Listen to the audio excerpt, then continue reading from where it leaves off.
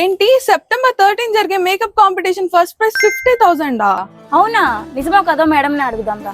Ma'am, ఇది నిజమేనా? Yes, ఇది నిజమే.